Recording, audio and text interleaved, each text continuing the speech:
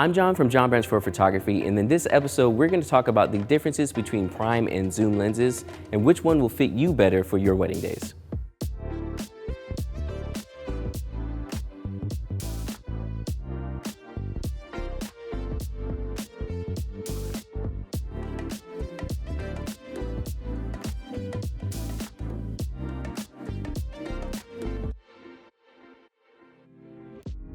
Let's start out with talking about zoom lenses. Zoom lenses are what you'll typically hear suggested for wedding photographers because of their versatility, meaning that I'm able to go from a really wide focal length to a tight focal length with just the turn of my wrist. This gives you speed during a wedding day, which you absolutely need to keep up with everything.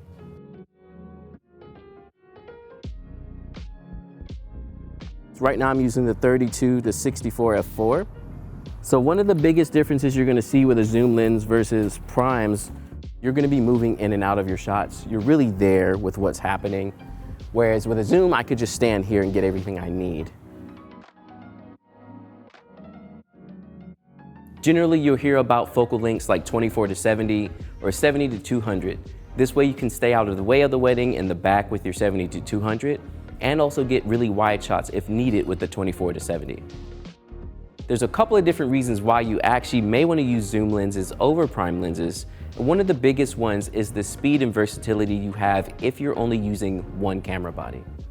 If you're just starting out with wedding photography and you can only afford one camera body, you definitely want to go with zoom lenses, not prime. Something that happens to me often is that if something happens in the room and I need to capture it, but I don't have a wide enough lens, as someone who uses prime lenses mainly, I actually don't have enough time to switch my lens. Whereas if you're using a zoom lens, you're able to quickly just switch to a wider focal length and get the shot you need. Zoom lenses are very versatile in that way, and it's super helpful for a wedding day because there's just so many things you can run into where you're not ready for it if you have prime lenses only.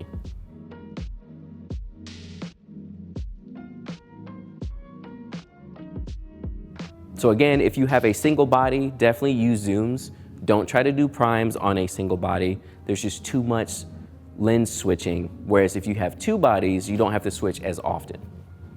Another big thing to remember too when it comes to interacting with your couples and also their wedding guests is how you come off as the photographer and what type of spacing you want between them and yourself.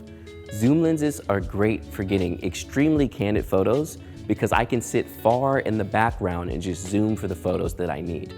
I actually love doing this during cocktail hour because I can hide back and catch natural smiles while people are greeting each other and talking to each other and use like a 70 to 200 to reach all the way and get those photos. Whereas if I'm using something like a 35, I have to step almost nearly beside them to get a photo. And for a cocktail hour, those shots are not gonna work because they're gonna see me and they're gonna boom and give me like a pose that I didn't want because I wanted candid photos. Now, the small downside to zoom lenses are that the apertures aren't very fast. Generally, the fastest you'll find on a zoom lens is around 2.8. While this is perfectly usable for a wedding day, sometimes you want to be able to let in a little bit more light, especially if you're not using flashes too often. So that's the main thing you want to think about when using zoom lenses. The versatility is its main pro, its small con is its aperture speed.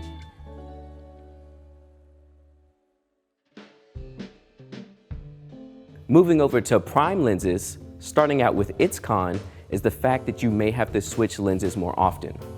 Again, I myself mainly shoot weddings with prime lenses, and what I have to do is use two bodies and swap lenses throughout the day. To be able to get the range of a 24 to 70, I have to bring with me 4 different prime lenses. So again, now it's more for me to carry with 2 cameras and 4 lenses. That's the biggest con when it comes to using prime lenses, but the biggest pro is that you have fast apertures. With prime lenses, you can see apertures from 1.8, 1.4, and even all the way down to 1.0 or lower. This lets in a lot of light during a wedding day, which is something you'll need once you start moving on closer to the reception. Generally on a wedding day, you'll have a lot of light during the day, but you're shooting pretty much all the way until the evening, so the more light you can let in, the better. Also, in some cases, you're not allowed to use flash, so if you're stuck with an f2.8 or f4 or something like that, you're gonna have to raise your ISO to be able to get those shots, which is not ideal. Something else I really enjoy about prime lenses as well is getting used to and learning what your focal length looks like.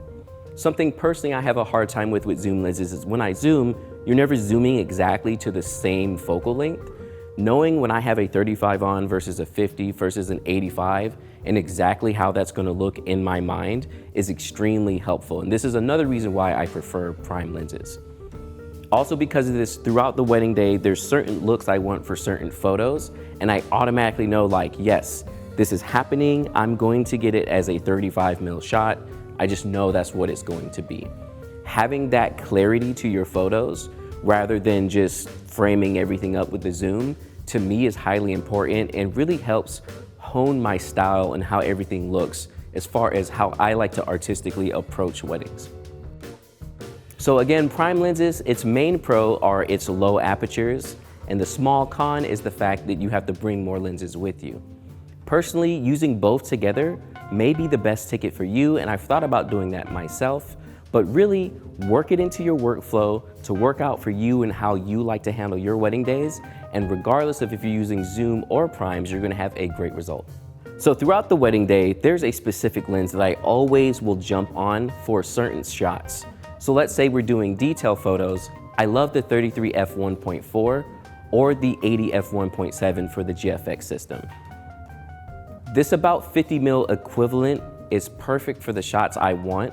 It gives you enough background separation from the details on the tables, as well as giving a nice crisp photo. Generally, while I'm taking these detail shots, it can be a little bit darker because we're just about at the reception, and I actually like shooting them with natural light. With something like the X-T5 or the GFX 100S2, with the IBIS inside of those cameras, I can pull my shutter all the way down to 1/60 and still get the shot I want using natural light in the room. During cocktail hour, I'll put on an 85mm so I can stand back and catch candid smiles, rather than a 35 when I get close to my couples. So regardless of if you're using zoom or prime lenses, one thing that will also speed up your workflow is using two bodies. Now, there's two reasons why you may want to actually do this. First off is it gives you a backup body. If for some reason one of your bodies gives out, you have one on you and you don't have to run back to a bag to go get it. The other reason would be if you're shooting prime lenses, which means you need both of your focal lengths on you because you can't change all day, all the time. Either way, if you're using zooms or primes, two bodies are going to speed you up so much, especially with zoom lenses.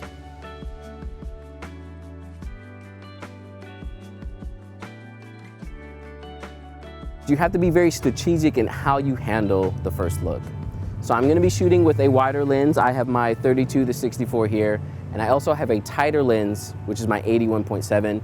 This is going to be capturing the groom's reaction, and the wider one is going to be for when the bride walks up to the groom. Having the versatility of having two bodies dramatically speeds you up on a wedding day, and I prefer it over shooting with just a single body.